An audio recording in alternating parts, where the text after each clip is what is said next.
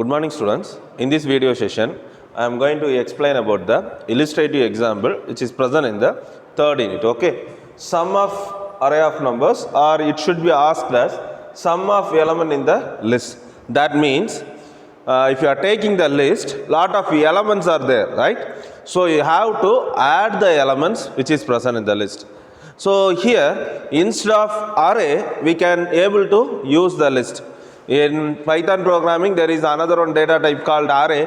Okay, instead of using array means collection of similar data types. List means collection of any data types enclosed in the square bracket. Similarly array is also there, but in that only one type of data collection we can able to store. In list we can able to store any type of data collection. So instead of array we can use list also. So the question will be asked sum of element in a list or sum of array of numbers. For that, first, for getting the inputs dynamically in the list, we need to create the empty list. The binary search, linear search, already I taught you, right? For getting the list as input dynamically or in runtime, we need the empty list first. Okay, so here I am declared the empty list. For calculating the sum of array, I need one variable and it is initialized with 0. Why? Any number added with 0, you will get the same number. So I am initialized first 0. If you are going to find the product means, you have to put 1. Why? Any number multiplied with 0, you will get 0. For avoiding that, you have to put 1. Okay. After creating the empty list, I want to tell how many number of elements I am going to add in the empty list. First of all, one empty list is there. Okay, this is the empty list. In the empty list, I want to add how many elements I want to use. I am going to use in the list. That is this n value.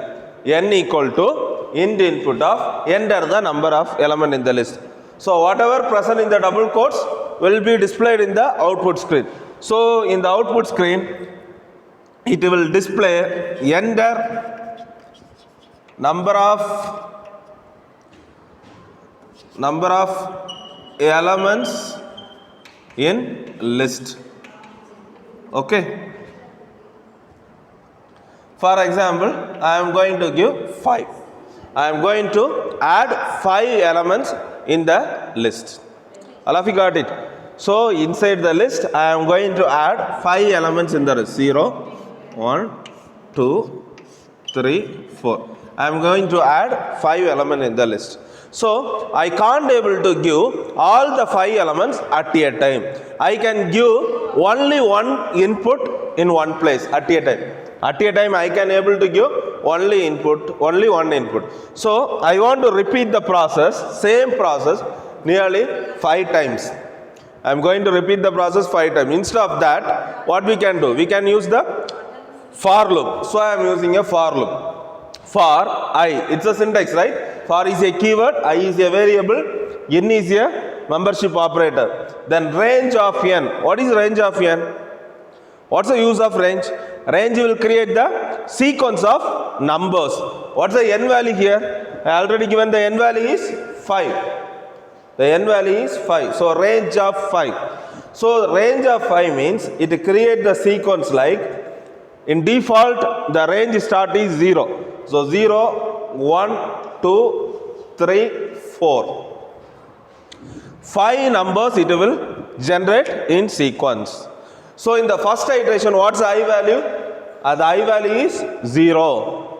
So in the 0th position, you are going to add the element in the list.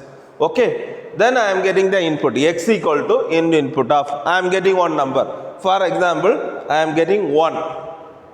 I am getting 1. Okay. My input is 1. Now the x value is 1. I want to add the x value inside the list. Is it right? I want to add the x value here. In the list I want to add it. So what I can do? In the list there is one predefined function called append. Append is a function used to add the element at the end of the list. Here no elements are there. Here no elements are there. So the first position itself you are going to add the x. That's the reason here A. What's the list name? A. In the list. This is the list A, right?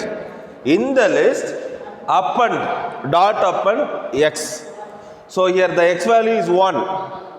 I am going to add the 1 in the list A. Appending. Okay. So in this place 1 will be there. The meaning of this line is in the list A you are going to append the value of x. Once this line completed, again for loop. Again for loop. Now what's the iteration? Now the I value is 1. Now the I value is 1.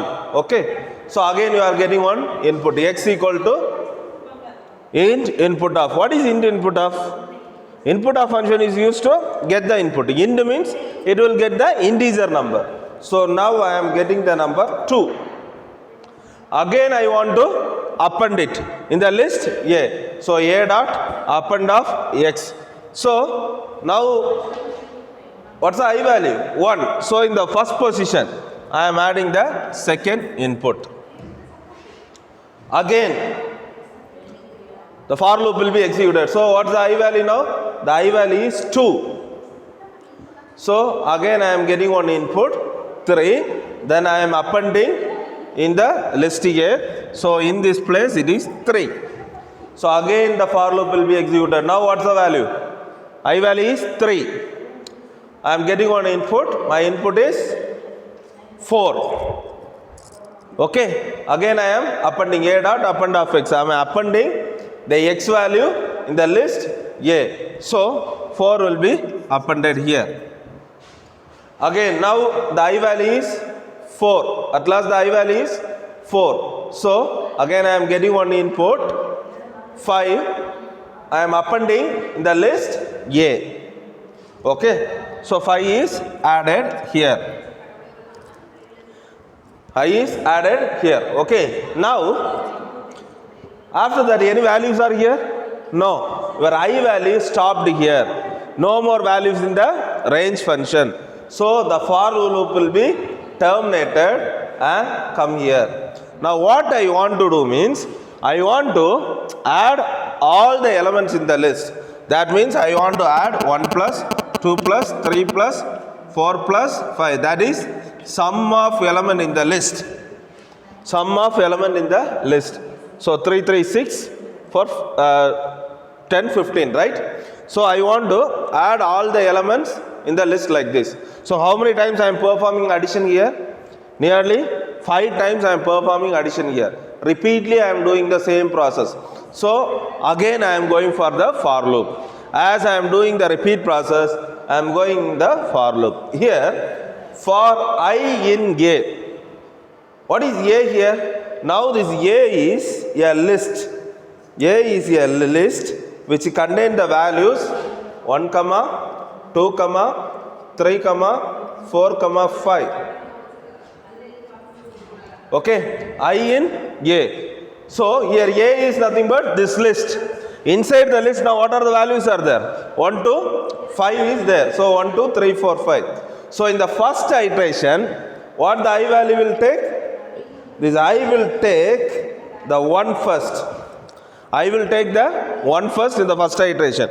The second iteration, I will take 2. The third iteration, I will take 3. The fourth iteration, I will take 4. The fifth iteration, I will take 5. Like that it will work. Okay. A is a sequence list. Then the first iteration, what's the I value? 1. Sum equal to, inside the for, sum. What's the value of sum? 0. So sum equal to sum plus I. So what's the value of sum? Sum plus, now what's the I value? 1. Okay. Now what's the I value? I value is 1. That is 0 plus 1. What's the answer? 1. Now sum is 1. The next iteration, after completed this, the for loop will be executed. Now what's the I value? 2. So already what's the sum value? 1. So now 1 plus 2. Now the answer is 3. So it will be stored in the sum. Okay. Now in the third iteration, what's I value? 3. Already what's the sum value? 3. So 3 plus 3. What's the answer? 6. 6 will be stored in the sum. The next iteration, what's the I value? 4. Already the sum value is 6. So 6 plus 4. 6 plus 4. So now the sum value is 10. The last iteration, what's the I value? 5. Okay. What's the sum value? 10. So 10 plus 5. What's the answer? 15. The answer is 15. Now, after the 5, any values are here? No values are here. So automatically your for loop will be terminated. Now I want to print the sum, right? So outside the for loop, I am just printing sum of elements equal to sum. So in the output screen, it will be display sum of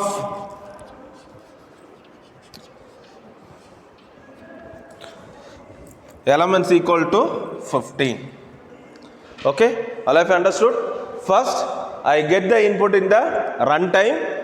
Then, using the for loop, using the for loop, I am appending all the elements in the list. After that, I am just using the list in the for loop and just adding all the elements in the list. Okay, then I am printing the answer. I hope you understand this program, students. Thank you.